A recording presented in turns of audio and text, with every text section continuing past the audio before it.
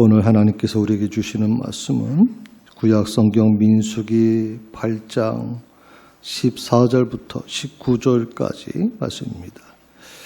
209면 아마 그 정도에 있습니다.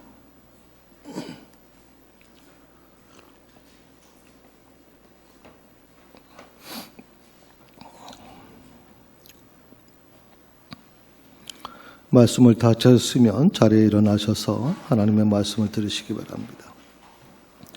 너는 이같이 이스라엘 자손 중에서 레위인을 구별하라. 그리하면 그들이 내게 속할 것이라. 내가 그들을 정결하게 하여 요제로 드린 후에 그들이 회막에 들어가서 봉사할 것이니라.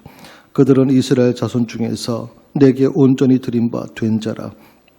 이스라엘 자손 중 모든 초태생 곧 모든 처음 태어난 자 대신 내가 그들을 취하였나니 이스라엘 자손 중에 처음 태어난 것은 사람이든지 짐승이든지 다 내게 속하였음은 내가 애굽 땅에서 모든 처음 태어난 자를 치던 날 그들을 내게 구별하였음이라. 그러므로 내가 이스라엘 자손 중 모든 처음 태어난 자 대신 레위인을 취하였느니라.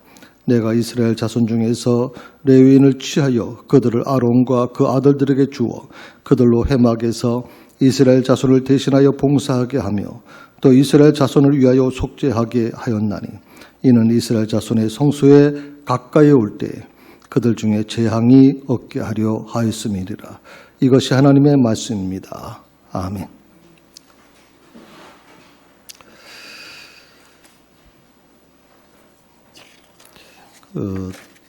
지난 주간에 WHO에서 이런 자료를 발표를 했습니다. 코로나19 바이러스가 100년 만에 100년에 한 번 나올 만한 그런 보건의 위기를 경험하고 있다. 이렇게 얘기를 했습니다. 100년에 한 번 나올 만한, 여러분과 저는 지금 100년에 한 번 나올 만한 그런 보건의 위기 속에서 지금 견뎌내고 있습니다. 그래서 물론 너무나도 힘들고 어려울 수밖에 없습니다. 그러나 어쩔 수 없이 우리가 이것을 감당할 수밖에 없지 않겠나. 특히 이 코로나19 바이러스는 기온에 상관이 없다는 게 밝혀지면서 더 충격적이죠. 바이러스는 원래 기온에 영향을 받는데 전혀 기온의 영향을 받지 않는다는 것이 굉장히 충격적인 부분입니다. 그런데 지금 전혀 치료제가 없는 형편 아니겠습니까? 그래서 빨리 이 백신이 개발되기를 간절히 좀 소원하고 있습니다만은 코로나19가 주는 경고가 있죠. 그게 뭐냐면 면역을 키우라고 하는 겁니다.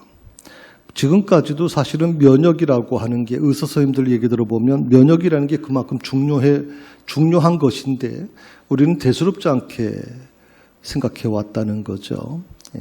면역이라고 하는 것이 눈에 보이지 않다 보니까 그렇게 특별하게 생각하지를 안 해온 거죠.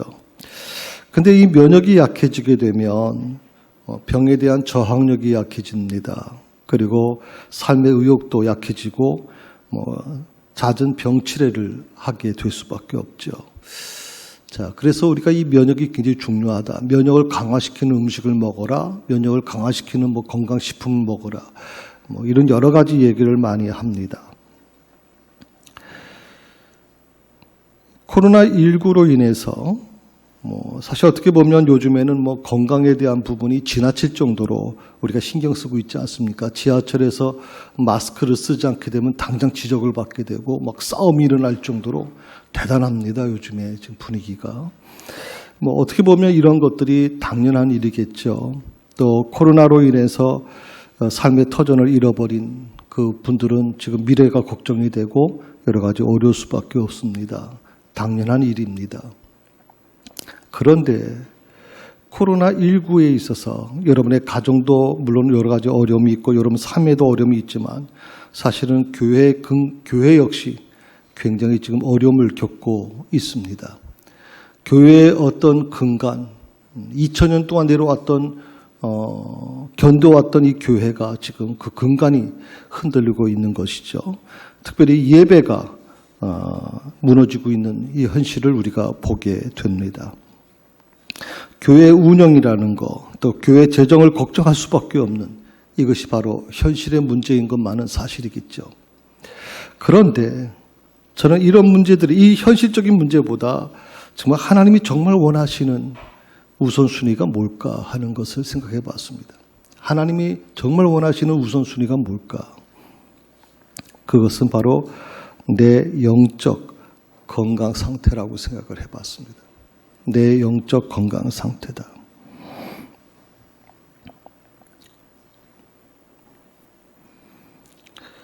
육신을 죽이는 바이러스보다 더 무서운 게 뭐냐면 영혼을 죽이는 영적 바이러스입니다.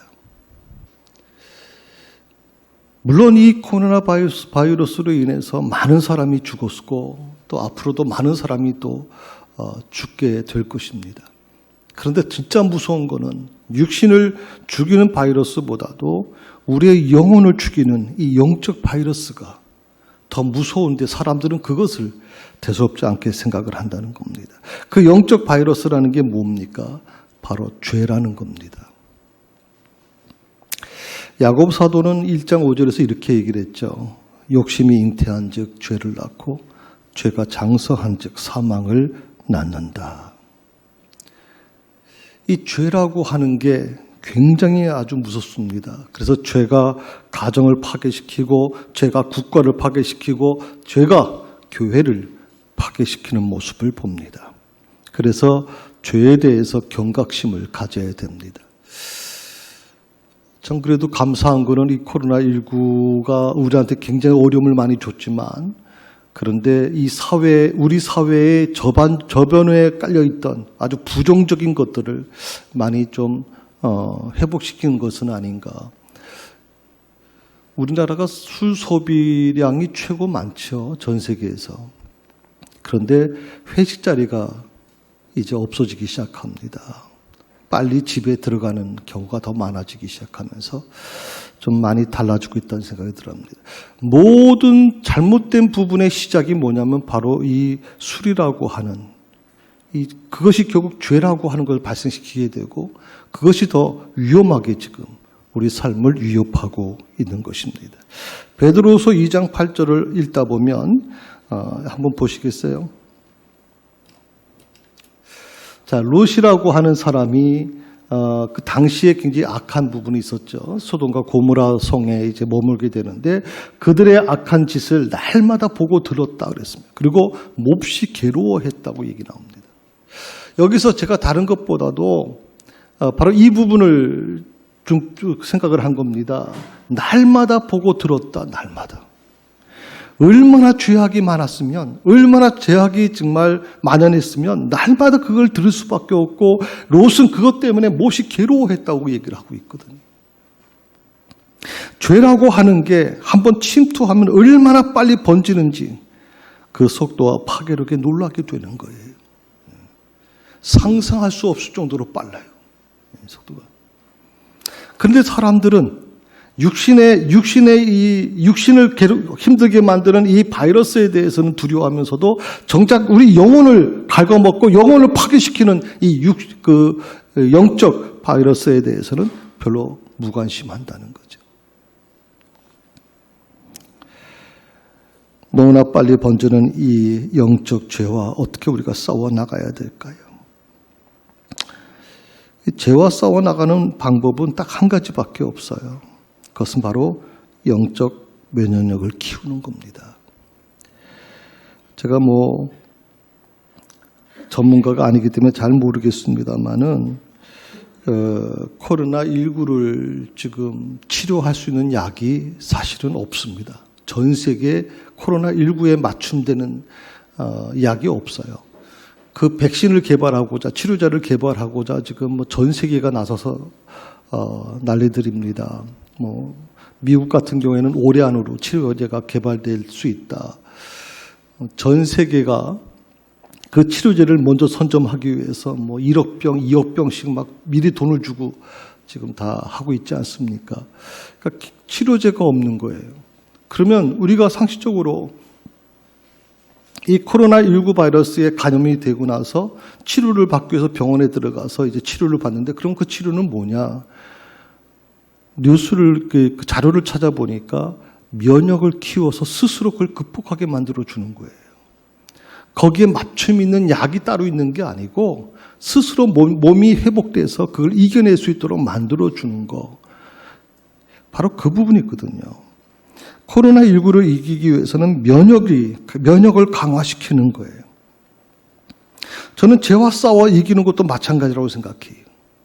영적 면역 약을 먹어야 되는데, 우리가 항상 기도할 때마다 하나님 물질을 주시옵소서, 하나님 건강을 책임져 주시옵소서, 어떤 사람들은 하나님 자녀를 축복해 주시옵소서, 어떤 사람들은 두렵습니다, 염려가 있습니다. 내일에 대한 염려, 또 일터에 대한 염려, 직장에 대한 염려, 여러 가지 염려가 그를 엄습합니다. 그런데 사실 어떻게 보면 개별적인 어떤 치료보다는 면역이라고 하는 것은 종합적인 치료제입니다. 종합적인 거. 우리가 면역이 강해지면 감기도 다 막을 수 있죠. 그 다음에 통증, 몸에 있는 통증도 다 막을 수 있습니다. 면역이라는 게 그만큼 중요한 거죠. 그래서 요즘에 와서는 이 면역을 강화시키는 것에 굉장히 신경을 많이 쓰고 있단 말이죠. 우리 영적 면역도 마찬가지예요.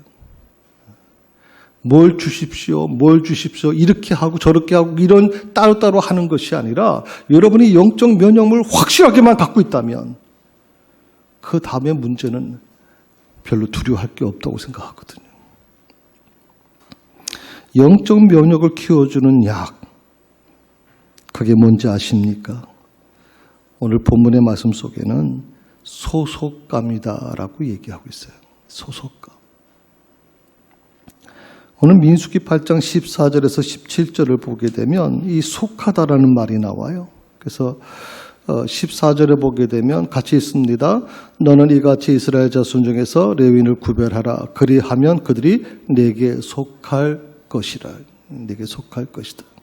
또 17절에도 같은 비슷한 말씀이 나오죠. 이스라엘 자손 중에 처음 태어난 것은 사람이든지 짐승이든지 다 내게 속하였음은. 이 속하다라는 표현이 계속 나오게 있거든요. 이 속하다라고 하는 이 말은 말을 이해하기 위해서는 레위인에 대한 부분, 레위인에게 하신 말씀이에요. 레위인에 대한 부분을 말씀하고 계신 거기 때문에 레위인이 대체 어떤 사람들인가 하는 겁니다. 구약 시대에는 12지파가 있었고요. 이스라엘에서는 12지파는 모두가 다 기업을 받았습니다. 땅을 불화받은 거죠. 땅을 다 제공받아서 거기서 성을 쌓고, 그리고 자기들이 농사를 짓고 가축을 키우면서 살아갈 수 있었습니다. 그런데 유일하게 12지파 중에 한 지파, 레위 지파만은 기업을 받지 못합니다. 땅을 제공받지 못합니다. 왜냐하면 성경은 이렇게 얘기하죠. 하나님께 속해 있었기 때문이다라고 얘기합니다. 그래서 하나님은 레위인들을 직접 보살피십니다. 레위인을 무시하는 것은 곧 하나님을 무시하는 것이라고 그렇게 말씀하고 계시죠. 오늘 우리 모두가 다 사실은 레위인입니다. 만인 제사장이라고 우리가 보통 얘기합니다. 그럼 우리는 과연 그 만인 제사장으로서의 삶을 살아가고 있느냐?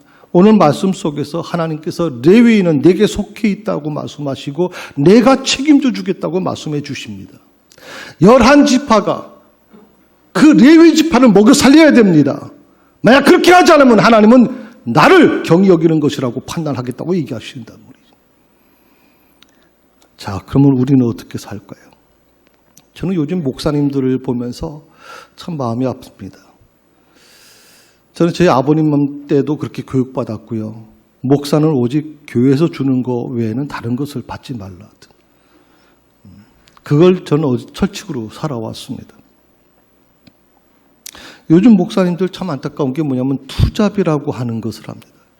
저희 영천교회에서도 목수 훈련을 위해서 미자립교회 목사님들을 대상으로 6개월 1년씩 훈련 프로그램을 진행했습니다. 목회를 하면서 교회에서 뭐 정당한 사례비를 받지 못하시기 때문에 그렇기 때문에 뭐 투잡을 허용하겠다는 겁니다. 특히 뭐 목수일을 기능을 따게끔 해주겠다는 거거든요. 또 어떤 목사님들은 사모님들까지 직장 생활을 합니다. 제가 그래서 그렇게 묻습니다. 그렇게 벌어서 뭐 어떡하시려고요? 그렇게 벌어서. 대부분 뭐 자녀 교육 때문에 어쩔 수 없어요. 또 뭐 생활비 때문에 어쩔 수 없어요라고 얘기를 합니다. 저는 분명히 이렇게 말씀드리고 있습니다. 목사는 레위인입니다. 이 시대의 레위인들입니다. 우리 모두가 다 만인 제사장들입니다. 그러면 한 가지 분명한 것은 하나님께서 먹여 살린다라고 하는 이 원칙만큼은 변하지 않을 거라고 저는 믿습니다. 구약시대만 하나님께서 그렇게 사시는 게 아니라 그렇게 말씀하시는 게 아니라 지금도 그렇게 말씀하고 계시다고 저는 그렇게 믿습니다. 그 믿음을 가지셔야 되는 그 믿음을 이 어려울 때. 근데 우리는 그렇게 갖고 있질 않아요. 하나님께 속해 있다라고 하는 이 소속감이 분명해야 돼요. 그래야 올바른 목회자의 삶을 살 수 있고 올바른 성도의 삶을 살 수 있어요. 그것이 바로 하나님을 믿는 사람들의 모습이에요. 여러분이 얼마나 기도를 많이 하고 계시는지, 여러분이 얼마나 성경 말씀을 많이 알고 있는 건 중요한 게 아니에요. 어떻게 우리가 정말 살아가야 되느냐 하는 거예요. 성도 여러분, 우리는 하나님께 속한 자들입니다. 아멘. 하나님께 속한 자들입니다. 이 소속감이 분명해야 죄와 싸워 이길 수 있습니다. 죄는 여러분 무섭습니다. 하와를 넘어뜨리고 아담을 넘어뜨렸던 것처럼 이 죄라고 하는 것은 얼마든지 우리를 꺾어 넘을 수 있습니다. 감당할 수 없을 정도로 무섭게 우리를 쳐들어오고 있습니다. 그럼 이 죄와 어떻게 싸워 이길 것인가? 한 가지 분명한 것은 소속감을 분명히 하라는 겁니다. 그런데 현실은 어떠냐면 많은 성도들이 기독교인이라는 이 자기 정체성을 잊어버린 채 살아가고 있습니다. 하나님의 자녀라는 사실을 잊어버린 채 살아가고 있습니다. 그리고 어떻게 보면 이 소속감이 분명하지 않다 보니까 내가 세상에 속한 자인지 아니면 하나님께 속한 자인지를 구분하지 못하고 있습니다. 하나님께서 오늘 민수기서를 통해서 거룩한 레위인인 나에게 요구하시는 게 뭘까요? 바로 소속감을 분명히 하라는 겁니다. 하나님께 속한 자임을 분명히 하라는 겁니다. 나는 하나님의 자녀다. 나는 하나님의 자녀다. 세상이 뒤집어져도 이건 변하지 않는다. 나는 하나님의 자녀다. 하나님의 선택받은 자녀다. 나는 새사랑교회 담임 목사고, 나는 새사랑교회 권사고, 나는 새사랑교회 집사다. 이것이 무너지면 안 되는 거예요, 여러분. 이것이.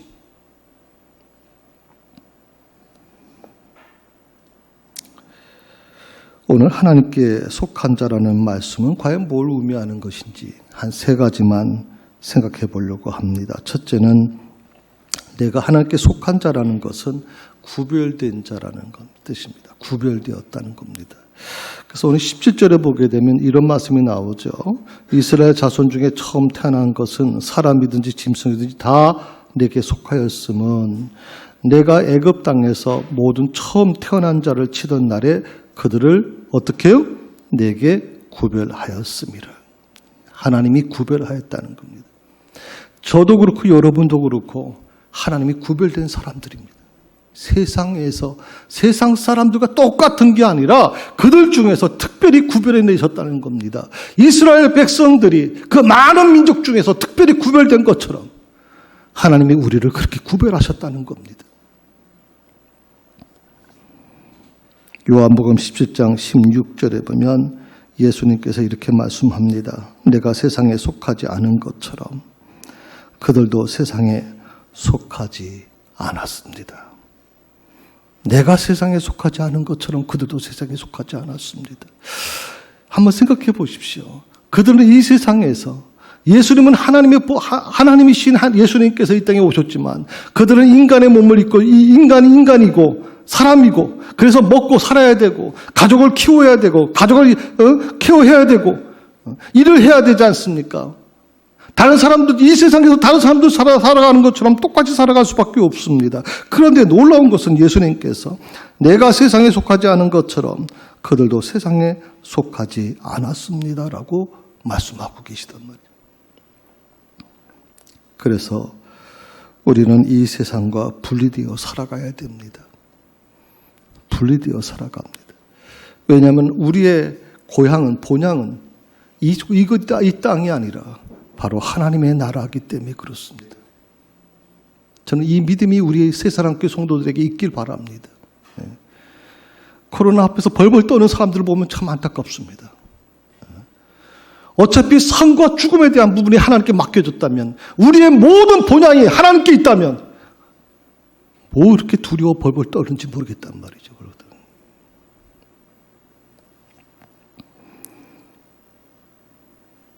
하나님의 자녀들로서 구별된 삶을 살아야 되는 것. 저는 새사랑교회 성도이기 때문에 구별된 삶을 살아야 된다고 그렇게 분명하게 믿고 있습니다. 새사랑교회 성도이기 때문에 밖에 나가서 다른 사람들하고 얘기할 때도 새사랑교회 성도라는 것 자체가 저는 굉장히 귀하게 여겨져야 된다고 생각을 해요. 근데 이것이 무너지게 되면 참 너무 안타까워요. 정말 안타깝다고 생각을 해요. 둘째로, 나는 하나님께 속한 자로서 하나님께 온전히 드림받아야 한다는 겁니다. 사람이 아닌 하나님께만 온전히 드림받아야 된다. 16절에 보게 되면 이런 말씀이 있어요. 같이 있습니다. 16절. 그들은 이스라엘 자손 중에서 내게 온전히 드림받된지라 단자라. 자, 이스라엘 자손 중에서 내게 온전히 드림바 되었다라고 얘기하세요. 누가? 그들은 하나님이 선택한 자들, 주를 위해서 특별히 선택받은 레위 지파, 레위 사람들, 하나님의 성전에서 오직 주를 위해서만 헌신하기로 결단한 사람들, 그들은 오늘 놀랍게도 내게 온전히 드림바 되었다라고 말씀하고 있어요. 레위인이 하나님께 온전히 드림받은 것처럼 우리들도 하나님께 온전히 드려져야 될 것 분명히 그렇게 믿습니다. 여러분의 삶이 온전히 하나님께 드려지기를 원합니다. 자녀도 하나님께 드리십시오. 여러분의 모든 사업에 대한 부분도 하나님께 드리시고 여러분의 직장의 문제도 다 하나님께 드리십시오. 그러면 놀라운 변화가 우리 안에 일어난다고 저는 생각하거든요. 우리 복음성가 중에서 참 가사가 너무 좋은 복음성가가 있습니다. 그래서 우리 박현호 사모님께 좀 부탁을 드립니다.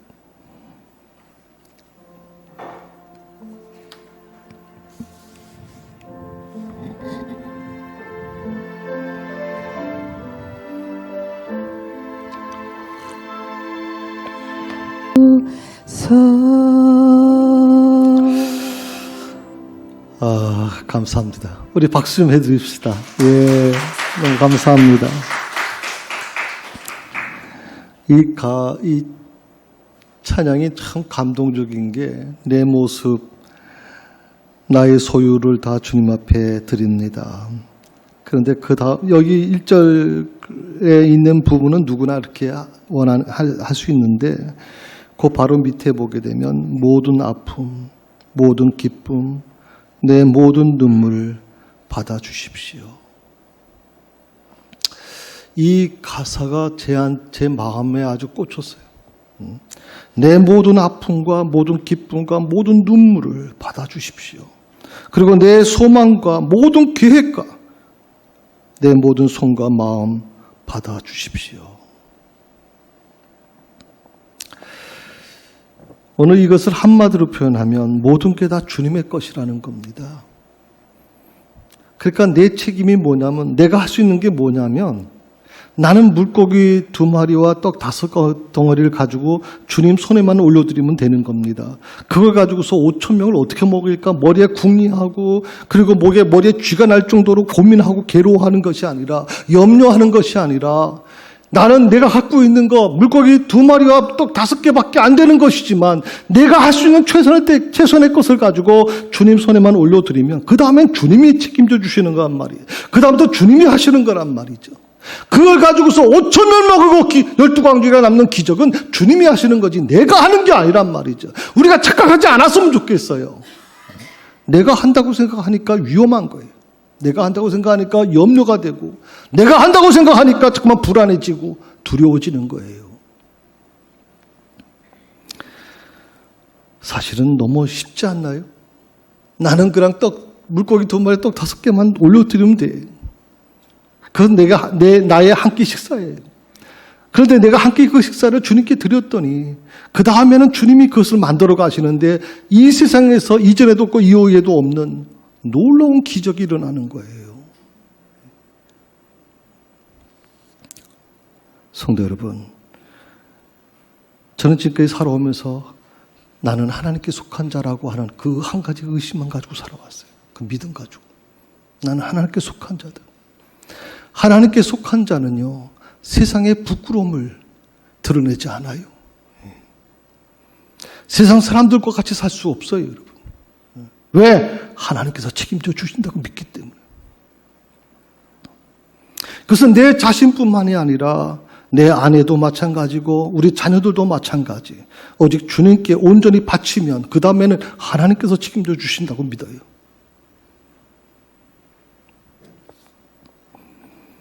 세 번째로 나는 하나님께 속한 자로서 주님의 몸된 교회를 섬기는 봉사자임을 잊지 않는 것이라고 생각해요.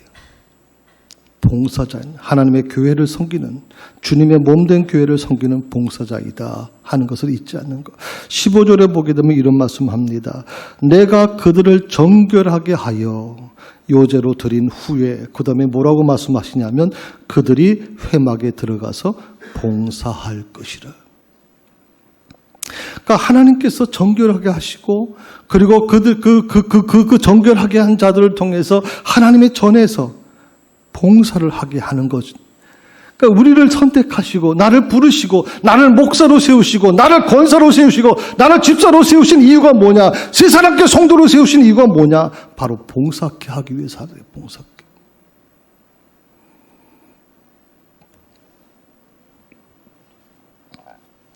세상에 속한 자들의 특징이 뭔 줄 아세요? 온통 세상에서 추구하는 것들만 생각하며 사는 거예요. 그러니까 세상 추구하는 것들을 하나님보다 더 우선순위에 두고 살아가는 것, 그것이 바로 세상에 속한 자들의 특징이에요. 그들에게는 하나님이란 존재가 없어요. 그러니까 내 배불리 먹고 또 우리 가족, 우리 자녀들이 잘 되고 오직 그것만 머리에 온통 그것만 염두에 두고 살아가는 거예요. 그런데 우리는 어떻습니까? 우리는 세상에 속한 자들이 아니에요. 우리는 하나님께 속한 자들이. 그래서 부자가 되기 위해서 하나님 섬기는 거 아니에요. 병고침 받기 위해서 하나님 믿는 거 아니에요. 그리고 성공하기 위해서 하나님 믿는 거 아니에요. 우리가 하나님을 믿는 것은 내가 하나님께 속한 자기 때문에 그래요. 내가 하나님께 속한 자기 때문에. 하나님께 속한 자라는 것이 얼마나 귀한 것인지 몰라요. 저는 이 신앙을 우리가 포기하지 않았으면 좋겠어요. 너무나 많은 사람들이 이 코로나19 시대를 지나가면서 너무나도 쉽게 신앙을 포기해 나가는 모습을 볼 때 너무 가슴이 아파요. 마음이 아파요. 지금.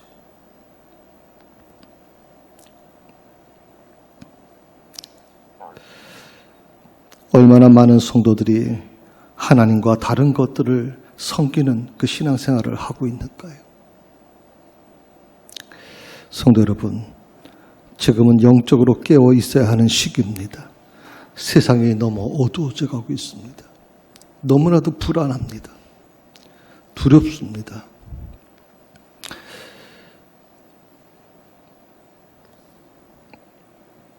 코로나19 앞에서 정말 2000년간 지켜왔던 교회가 무너져 가고 있고 예배가 무너져 가고 있는 모습을 바라보면서 정말 마음이 힘들 수밖에 없습니다. 목사들은 우왕좌왕하고 있습니다. 성도들의 신앙이 무너져 갑니다. 저는 참 재밌는 걸 봤습니다. 그거는 뭐냐면 얼마 전에 우리 통합 측에 장로님들 연합 수련회가 있었습니다. 우리가 아는 것처럼 수련회는 가급적이면 모이지 않는 게 좋다 생각을 하죠. 왜냐하면 거기는 2,000명 가까이 모이는 곳이기 때문에, 그것도 잠시 모이는 게 아니라 거의 2박 3일 동안 진행되는 프로그램이기 때문에 가급적 안 하는 게 좋겠다고 생각합니다. 총회의 어떤 지침도 뭐냐면 각 교회가 여름 캠프라든지 집단 모임을 가끔 자제해달라 그래서 우리 교회도 여러분 아시는 것처럼 교육부 여름 캠프 안 합니다. 굉장히 좀 그런 부분이 있거든요. 그런데 제가 공문을 받으면서 놀랐습니다. 장로님 연합 수련회를 하겠다는 겁니다. 날짜까지 나왔습니다. 근데 강남의 어느 연합회에서 목사님들 무슨 연합회 같은데 거기서 뭐라고 그러냐면 장로님들이 그 모임에 참석하실 것 같으면 2주간 자가격리하고 예배 참석하십시오. 그렇게 얘기하니까 장로님들이 거기에 참석을 잘 못했어요. 인원이 적게 모인 거예요. 그러니까 그 책임을 지금 묻겠다고 지금 난리예요. 여러분 한번 생각해 보십시오. 지금 예배를 드리지 말고 온라인 예배 드리자고 누가 주장했습니까? 장로님들이 주장했습니다. 장로님들이. 목사님들이 예배를 드려야 되겠다고 해도 예배를 드리지 못하게 하는 것도 그분들입니다. 그런데 장로 수련회를 하겠다는 겁니다. 수천 명이 모여서. 한국 교회를 지금 어떻게 만들어 가려고 하는 거냐 이 말이죠. 지금 저는 너무 마음이 아픕니다. 거룩한 제사장, 많은 제사장이라고 생각하는 사람들이 과연 어떤 사고를 가지고 어떤 신앙관을 가지고 신앙생활을 하고 있는지 지금 우왕좌왕하고 있어요. 지금 무너져가고 있어요. 지금 모든 신앙생활이. 주님을 섬기기보다 세상 사람들을 섬기기에 왜 그렇게 분주하게 살아가야 되는지, 이것은 스스로 자기 자신을 더럽히는 겁니다. 분명히 말씀에는 죄에서 깨끗하라고 명령하고 있습니다. 죄에서 깨끗게 하라. 나는 지금 무엇을 하고 있습니까? 주님만을 섬기고 교회를 섬기는 거룩한 레위인의 모습으로 우리가 돌아가야 되지 않겠는가? 그것이 바로 하나님께서 우리에게 원하시는 게 아닌가? 기도하십시다. 하나님, 새사랑교회 성도들이 세상에 속하지 않게 하시고 하나님께 속한 자들로서 거룩한 레위인의 거룩한 삶이 되도록, 그런 삶을 살아가도록 하나님 도와주옵소서. 나의 소유도 하나님의 것입니다. 나의 모든 아픔과 기쁨과 눈물이 주여 주님께 맡겨져 있기에 오늘 이 찬송가 가사처럼, 찬양 가사처럼 주여 받아달라고, 나의 모든 미래도 주여 받아달라고 기도합니다. 주여, 저희가 할 수 있는 것은 떡 5개와 물고기 2마리로 주님 손에 올려드리는 것뿐, 그 나머지는 주님께서 책임져 주시는 것이기 그 믿음을 다시 회복할 수 있도록 주여 도와주시옵소서. 예수님의 이름으로 기도드립니다.